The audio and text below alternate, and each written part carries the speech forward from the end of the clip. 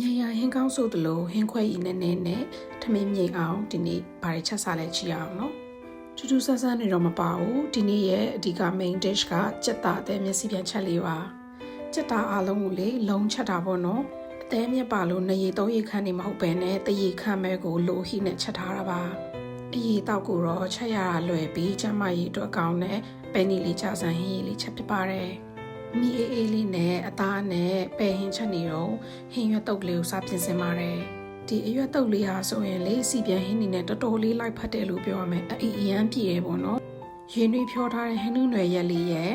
အညာတရက်6လေးကိုအဓိကသုံးထားပါတယ်ထွေထွေထူးထူးတခြားဟာတွေတော့ဘာမပါဘူးကြက်တွန်နေငယ်ုတ်တီးစိမ်းမြေပဲထောင်းစားနဲ့ကြက်တွန်စီလေးကိုရောပြီးတော့နယ်လိုက်ရင်အရန်ကိုစားကောင်းတဲ့ဟင်းရွက်တုပ်လေးရပါပြီကြက်သားနူးအီလာပြီဆိုရင်မဆလာမုန့်လေးဖြူပြီးတော့အဖုံပိတ်ပြီးပိတ်ထားလိုက်ပါမယ်အားလုံးရပါပြီဆိုတော့ထမင်းဝိုင်းလေးပြင်ပါပြီ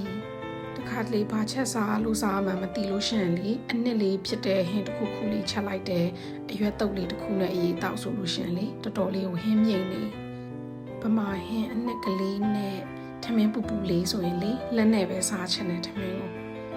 မယုံမရှိနဲ့ကြက်တောက်လေးတရေခန့်လေးချက်ကြည့်အမျက်လေးကိုနှူးဣညာပဲ